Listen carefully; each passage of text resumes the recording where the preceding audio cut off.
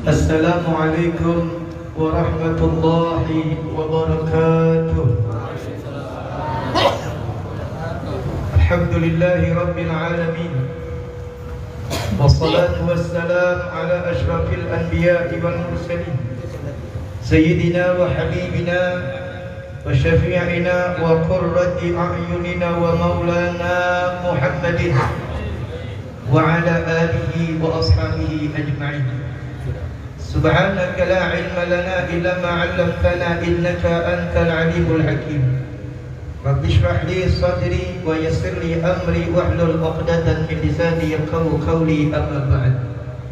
Kepada para habaib yang dimuliakan Allah Subhanahu wa taala, terlebih khusus guru kita tercinta Al-'Ab Al-Habib Al-Sayyid Salim bin Abdul Rahman Shihab, yang kita doakan semoga beliau Allah panjangkan umurnya bisihah wal afiyah, Allah mudahkan semua urusannya, Allah kabulkan semua hajat-hajatnya, dan semoga juga mertua beliau Abah Habib kita Allah panjangkan umurnya bisihah wal afiyah, Allah kabulkan semua hajat-hajatnya di dunia wal akhirah, amin ya rabbal alamin.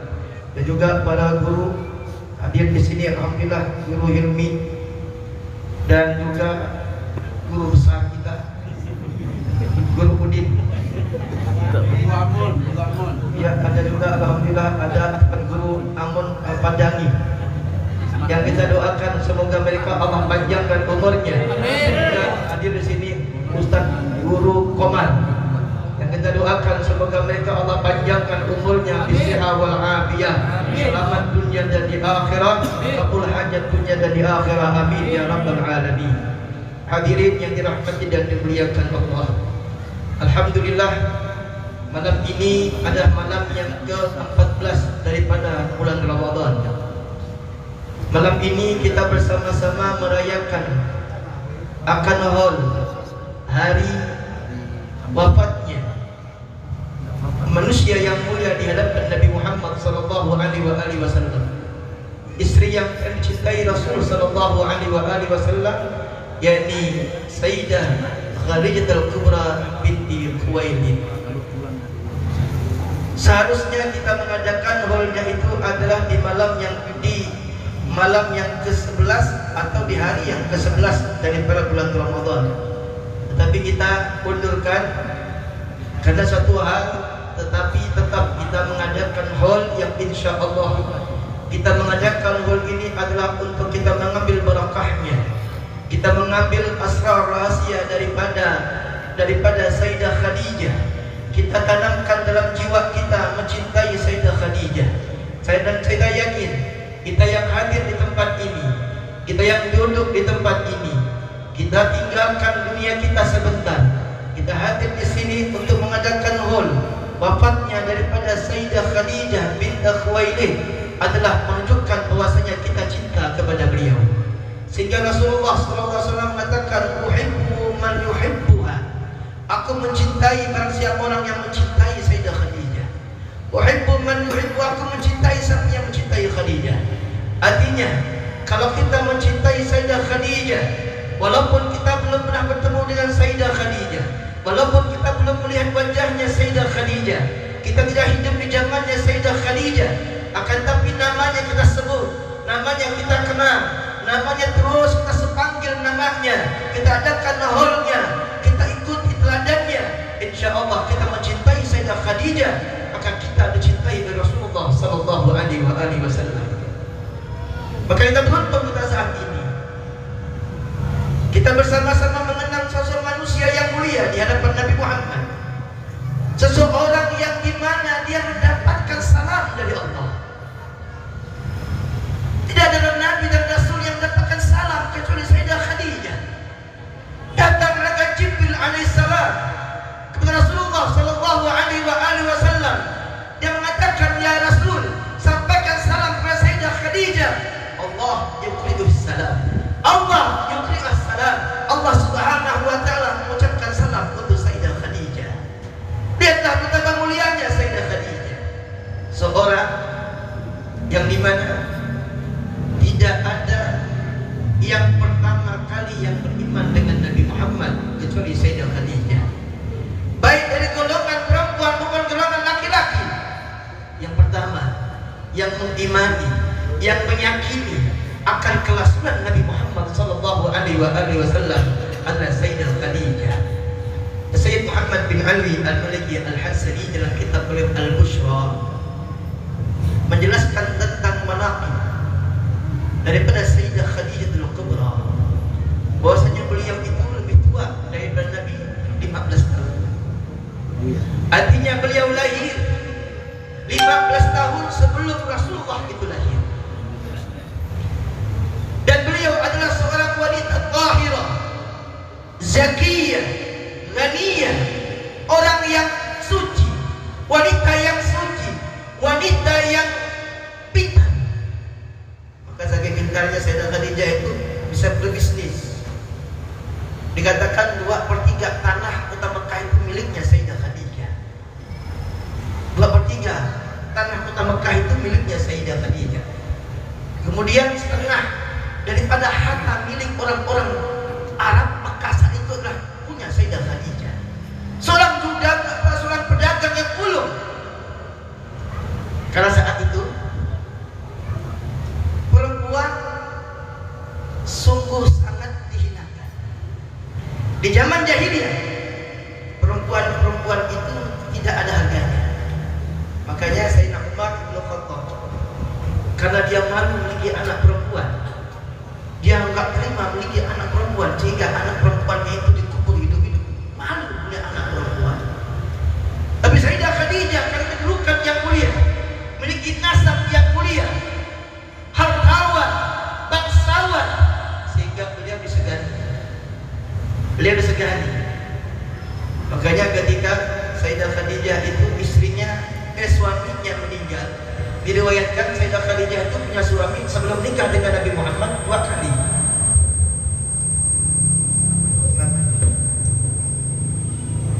Dua kali beliau menikah. Yang pertama Hindun Abu Halah bin Zurar. Yang keduanya adalah Aqib bin Aqib. Dua-duanya merupakan suami dari Sayyidah Khadijah. Meninggal dua-duanya jadi janda. Tapi luar biasa yang meminang Sayyidah Khadijah bukan 1-2 orang. Puluhan orang meminang Sayyidah Khadijah. Baik dari kalangan hartawan, dari kalangan bangsawan. Mereka meminta Sayyidah Khadijah untuk menjadi istrinya. Karena Sayyidah Khadijah ini wanita cantik, walaupun dah tua tapi cantik. Itu. Maka janda itu luar biasa. Pengalaman dia. Janda itu mahal sebenarnya. Betul kan? Hah? Kalau cantik. Maka luar biasa yang meminta kepada Sayyidah Khadijah itu banyak. Tetapi ingat, Sayyidah Khadijah hatinya sudah terpaut kepada Nabi Muhammad. Karena beliau sudah mendengar kabar tentang sosok manusia yang mulia, mendengar kabar orang yang jujur, mendengarkan kabar seorang yang amanah, mendengarkan kabar seorang yang baik, meninggai akhlaknya. Maka Sayyidah Khadijah sudah tertanam cinta dengan Rasulullah, walaupun umurnya terpaut jauh. Makanya dipancing. Pancingannya apa? Maisarah, dan budaknya Sayyidah Khadijah, kau panggil itu Muhammad, kau ajak dia, mau gak dia untuk berdagang membawa daganganku ini? Hanya dibujuklah Maisarah, budaknya Gulam daripada Sayyidah Khadijah, supaya Rasulullah itu mau ikut membawa dagangan Sayyidah Khadijah ke Syam. Akhirnya berhasil, Rasulullah mau menerima itu. Pergilah. Dengan perginya itu Maisarah melihat keanehan-keanehan yang sangat luar biasa. Dalam perjalanannya, bayangkan kota Arab itu panas, apakah lagi di padang pasir. Pernah pergi padang pasir? Udah pernah? Belum pernah. Kita aja panasnya saat ini ya panas. Itu di Pontianak itu, kalau kita Pontianak panas, makanya banyak yang hitam-hitam. Ya, khatulistiwa. Tapi di Arab lebih panas lagi. Kita di sini 36, di sana bisa 41, 40, panas, betul kan? 55, kan 55 kata beliau. Kenapa? Kalau Habib Salim 10 tahun kita di Mekah, 55 saking panasnya. Tapi ketika Maisarah berjalan bersama Rasul sallallahu alaihi wasallam, lihat itu awan mengikuti mereka, menutupin Rasulullah. Disitulah Maisarah melihat ada keajaiban pada Nabi Muhammad sallallahu alaihi wasallam. Jalan pergi, akhirnya singgah ke rumah rahib. Rahib ini tidak disebutkan di Sayyid Muhammad bin Ali al-Maliki apakah ini rahib nofal atau sebagainya, wallahu a'lam. Tapi seorang pendeta. Tapi Rasulullah tidak masuk ke rumah pendeta itu. Hanya Maisarah saja yang pergi, sehingga pendeta bertanya, "Man hadzal rajul alladzi nuzila fi tahta asy-syajarah?" Siapa itu laki-laki yang dia duduk nuzila tahta asy-syajarah? Dia duduk di bawah pohon Syajaratun Nabi wa Rasul. Pohonnya Nabi dan Rasul. Itu tanda-tanda. Kenapa? Rahib ini memiliki kitab tanda-tanda kenabian. Maka dia tinggal pohon dekat pohon itu karena dia menunggu Nabi wa akhir zaman. Maka disebut Syajaratun Nabi wa Rasul. Maka siapa itu? Dijawab Maisarah, "Adzal rajulun min bilabih hajar rajulun kiram min baladil haram." Itu orang laki-laki yang mulia dari kota Mekah. Maka si rahib itu bertanya tentang orang itu. Bagaimana akhlaknya? Diceritakan oleh Maisarah. Diceritakan bahwasanya dia katakan, "Wallahi, bahwanya yang orang itu adalah Nabi akhir zaman." Itu adalah Nabi akhir zaman.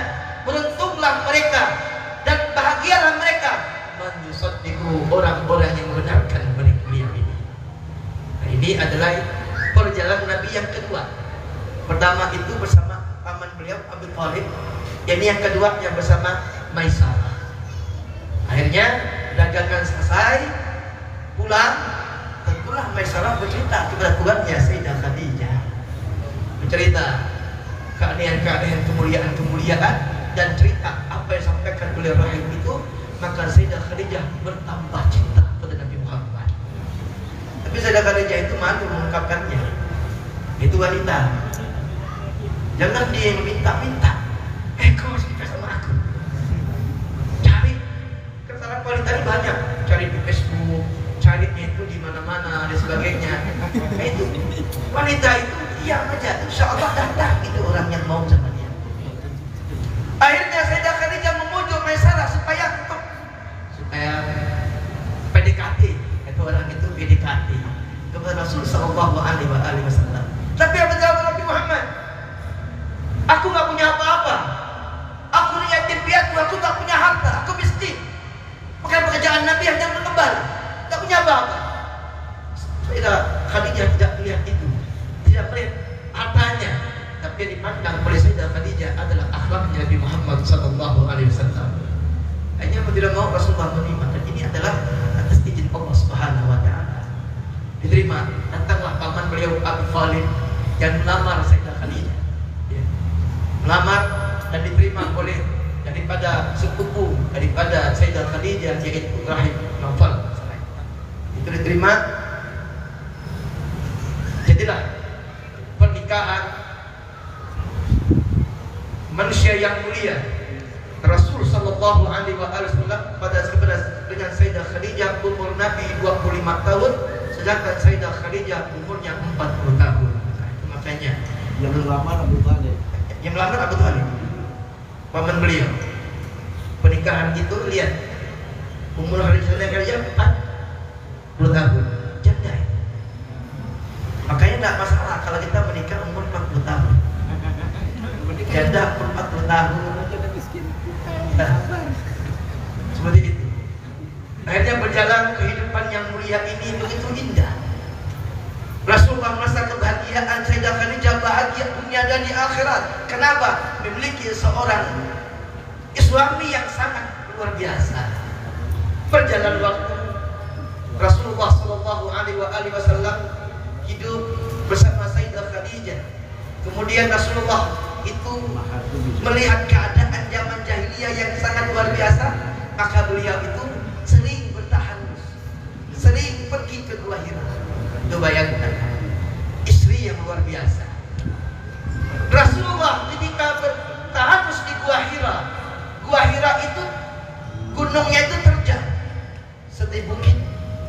betul kalian.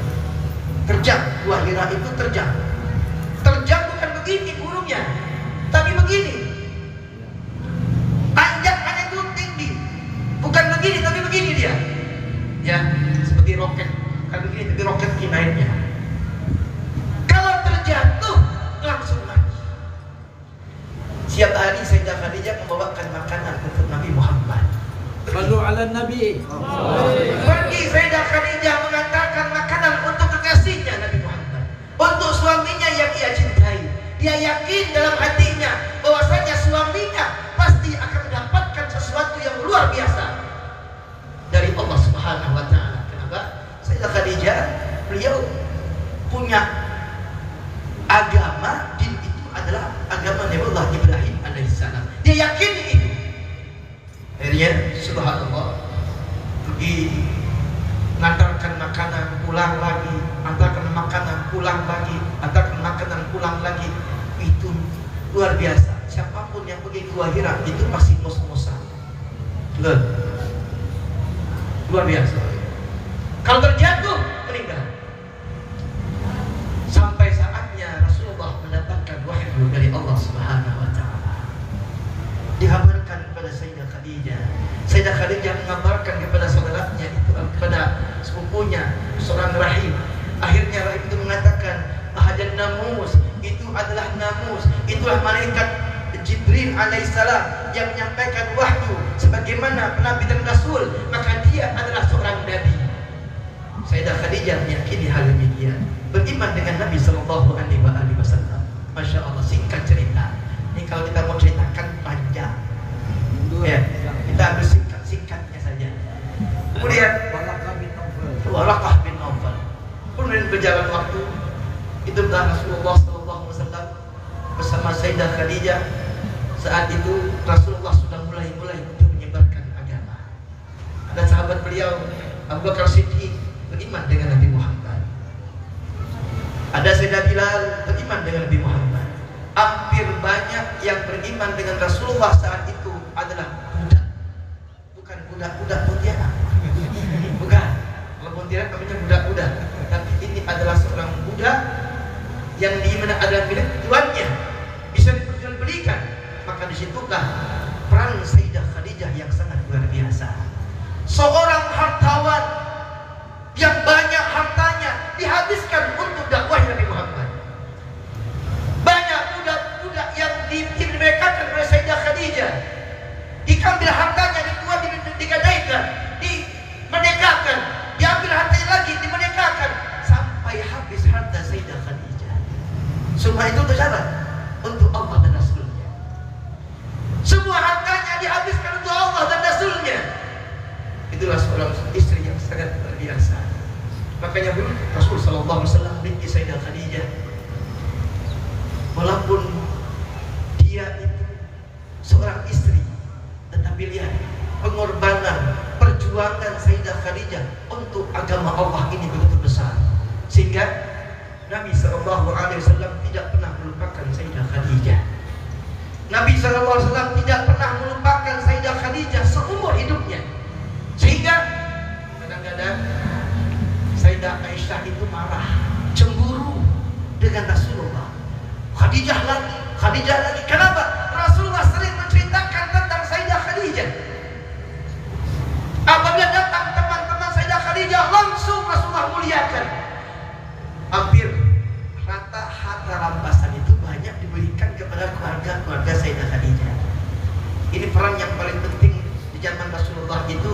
Ketika Rasulullah dibaikut, itu baikutnya Rasulullah. Jadi baikut itu bukan sehari dua kali, bukan sebulan dua bulan, bukan seminggu dua minggu, tapi berapa tahun Rasulullah dibaikut. Tidak boleh ada makanan yang masuk di sana, tidak boleh ada minuman yang masuk di sana. Bayangkan Rasulullah Bani Hashim itu dibaikut, gak boleh ada masuk dan sebagainya. Siapa yang berperan di sana? Yang berperan adalah Sayyidah Khadijah. Setiap hari budak-budaknya Sayyidah Khadijah itu membawakan makanan,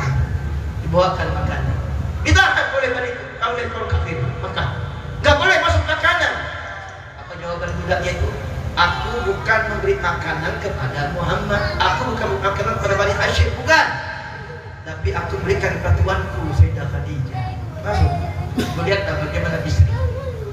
Beliau bukan Bani Hashim, yang dibaikkan hanya Bani Hashim, tapi beliau seorang istri yang tercinta, menemani Rasulullah Sallallahu Alaihi Wasallam. Kadang-kadang ini seorang perempuan zaman saat ini, ya Allah, kita mau dakwah mau kemana? Saya mau berdakwah ke sana. Paling dicemburuin, jangan kawin lagi, jangan kawin lagi. Saya gitu. Kita mau dakwah ke sana dicurigai. Alasan aja. Luar biasa. Lihatlah Sayyidah Khadijah ditemani ada ustaz. Kadang-kadang zaman saat ini susah. Ustaz-ustaz ini kadang-kadang itulah tadi hidup kan kadang hidup sekarang mati gak mau kadang gitu. Istrinya itu ya pandai-pandailah istri. Terima apa keadaan suaminya ustaz, terima alhamdulillah bersyukur. Karena ustaz itu ya kata orang rata-rata itu hidupnya miskin. Habib dakwah kata hidupnya miskin, tapi yakinlah ketawakalannya di situlah Allah akan memberikan kekayaan kepadanya. Dan paling banyaknya ustaz itu tidak ada yang miskin. Ini harus terubah. Sehingga kadang-kadang ibu-ibu itu yang punya anak perempuan takut nikahkan katanya sama ustaz.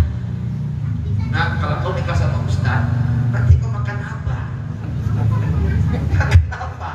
Nanti kau nikah sama ustaz itu, kau nikah sama kau berbahaya, nanti kau miskin. Akhirnya anak. Nah ini, lihatlah Sayyidah Khadijah. Rasulullah tak punya apa-apa, tapi beliau punya harta yang banyak, semua diberikan untuk Nabi Muhammad Sallallahu Alaihi Wasallam. Singkat cerita, Rasul Sallallahu Alaihi Wasallam mencintai Sayyidah Khadijah. Kecintaan Rasulullah begitu besar kepada Sayyidah Khadijah. Lihatlah betapa Rasulullah menghormati teman dan sahabatnya Sayyidah Khadijah. Sehingga kalau datang Rasulullah muliakan. Datang lagi keluarga Sayyidah Khadijah dimuliakan Nabi Muhammad. Sehingga istrinya itu Sayyidah Aisyah itu cemburu.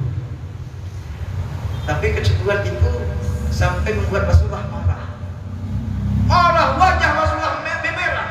Ketika Sayyidah Aisyah mengatakan Khadijah lagi. Ini wanita itu ya biasa cemburu, dia seperti itu. Ya. Akhirnya Rasulullah marah, merah wajahnya. Tapi Sayyidah Aisyah melihat bagaimana Rasulullah itu marah, takut Sayyidah Aisyah dan mengatakan, ya Rasulullah, wallahi aku tidak akan mengulangi lagi apa yang dilakukan ini. Singkat cerita, ibadah Allah yang dirahmati Allah Subhanahu wa taala.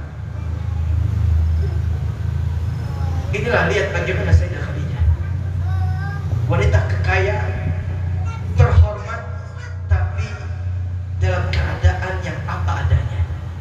Diriwayatkan Rasulullah SAW ketika masuk ke rumahnya, ketika melihat Sayyidah Khadijah saat itu sedang menyusui anaknya, putrinya yang dia cintai, Sayyidah Fatimah.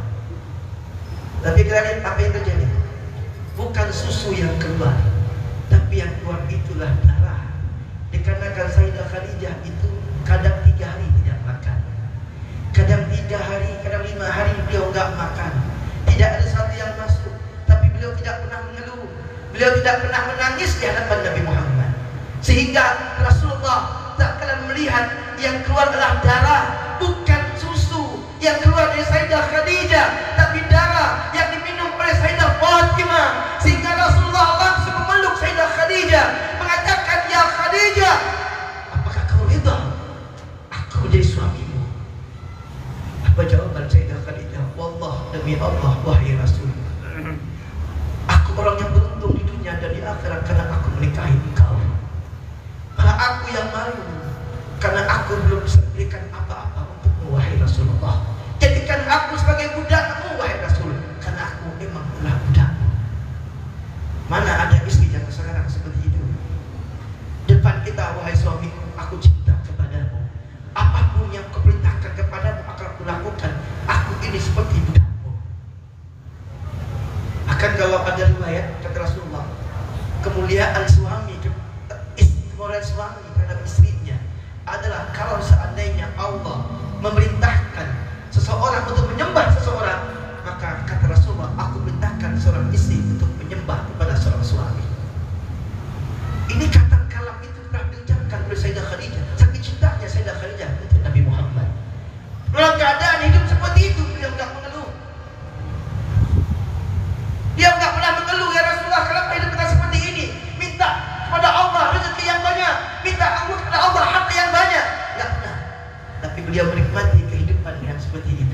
harta yang banyak, habis semuanya. Sampai di akhir-akhir ajalnya, Sayyidah Khadijah pesan kepada anaknya, walaupun di depannya itu ada Nabi Muhammad.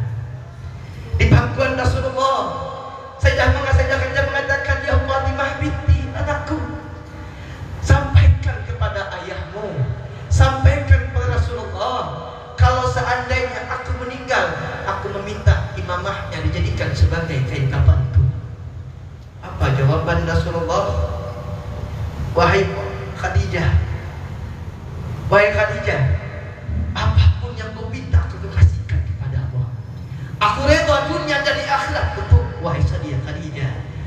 Tidak lama datang malaikat Jibril membawakan kain kafan untuk Sayyidah Khadijah. Membawakan kain kafan untuk Sayyidah Khadijah. 5 kain kafan itu diberikan.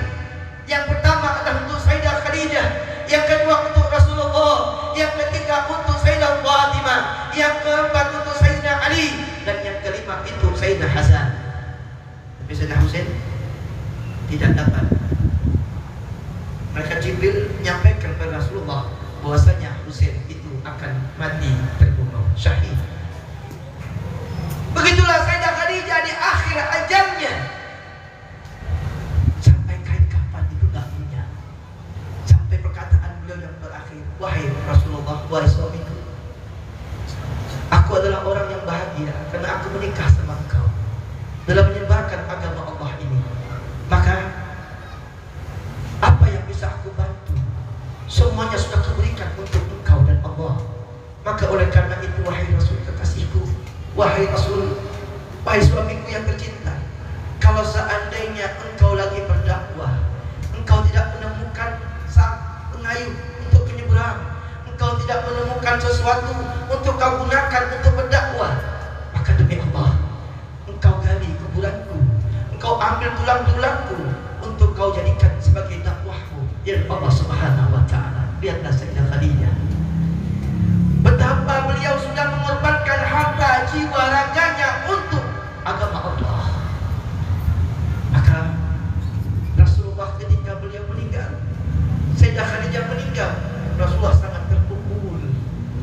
Yang selama ini berjuang untuk dakwah Nabi Muhammad, yang membela Nabi Muhammad, yang menghibur Rasulullah ketika Rasulullah dihina, dicaci maki, yang menghiburnya Sayyidah Khadijah. Ketika beliau meninggal, tidak ada yang lagi menghibur Nabi Muhammad. Terpukul hati Nabi, menangis Nabi SAW dengan air mata kesedihan ditinggal seorang istri yang tercinta.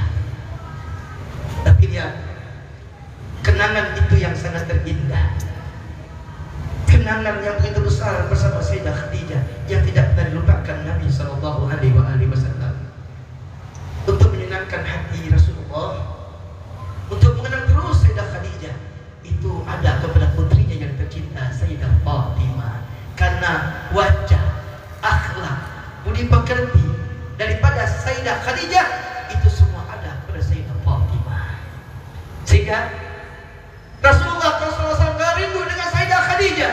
Dia datang ke rumah Sayyidah Fatimah, putrinya, sama sabarnya, akhlaknya, budi pekertinya itu sama dengan umminya Sayyidah Khadijah.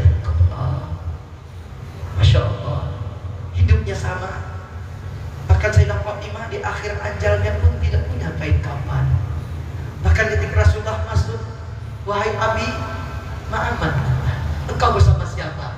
Aku bersama para sahabat. Wahai Abi, aku tidak bisa bukakan pintu. Kenapa? Karena aku, putrimu, tidak bisa menutup auratnya. Kalau diangkat, menutup kepalanya, kakinya nampak. Kalau tutup kakinya, kepalanya nampak. Saking tidak punya apa-apanya. Masya Allah. Begitulah kehidupan Rasulullah SAW. Walaupun kehidupannya serba susah, tetapi mereka tidak mengurangi dalam beribadah kepada Allah Subhanahu wa ta'ala. Semakin mereka semangat dalam beribadah kepada Allah Subhanahu wa ta'ala. Yang mereka kejar adalah dunia akhirat, bukan kekayaan, kesenangan, kebahagiaan di dunia ini. Oleh karena itu, ibadah Allah yang dirahmati Allah, terlebih khusus kepada ibu-ibu, istri-istri kita ini, ayo teladani Sayyidah Khadijah. Saya nggak suka kita terlalu membangga-banggakan hari Ibu Kartini.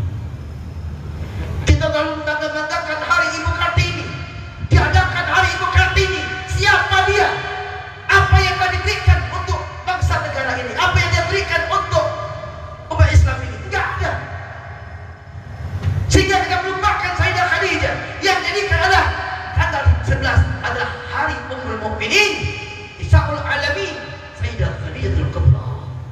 Itu yang harus kita kenal. Ini banyak selamat hari Ibu Kartini. Jadilah wanita yang super power. Masya Allah. Tapi melupakan wanita yang paling terbaik di dunia ini, istrinya Nabi Muhammad, yaitu Sayyidah Khadijah Al-Kubra. Maka ibarat Allah yang dirahmati Allah Subhanahu wa taala, mudah-mudahan dengan kita membaca manaqib sedikit tentang kehidupan Sayyidah Khadijah, kita ambil pelajaran yang begitu besar, bahwasanya apa yang kita kejar di dunia ini, kejarlah akhirat. Walaupun Allah berikan kita harta, Allah berikan kita kekayaan, tapi gunakan harta kekayaan kita itu untuk Allah dan Rasulnya. Insya Allah, mudah-mudahan kita yang mencintai Sayyidah Khadijah, kelak kita dikumpulkan bersama Sayyidah Khadijah, kita dikumpulkan bersama wanita yang mulia, Ummul Mukminin, ibunda kita, ibundanya orang-orang yang beriman, Sayyidah Khadijah, Sayyidatul Fatimah, putri dari Rasulullah sallallahu alaihi wasallam. Dan kecintaan kita dengan Sayyidah Khadijah, cinta kita dengan Sayyidah Fatimah, mudah-mudahan Rasulullah cinta kepada kita, Rasulullah reda kepada kita dengan kita melihat mengadakan haul mencintai Sayyidah Khadijah. Mudah-mudahan wajah-wajah dari pandang Nabi Muhammad, wajah-wajah terlihat oleh Rasulullah sallallahu alaihi wasallam, sehingga kita salam kita kepada Sayyidah Khadijah sampai kepada beliau. Yang harapannya adalah kelak beliau meminta kepada Allah semoga kita dikumpulkan di surganya Allah bersama Sayyidah Khadijah. Ala hadhihi niyyah wa kulli niyatin salihah. Al-Fatihah.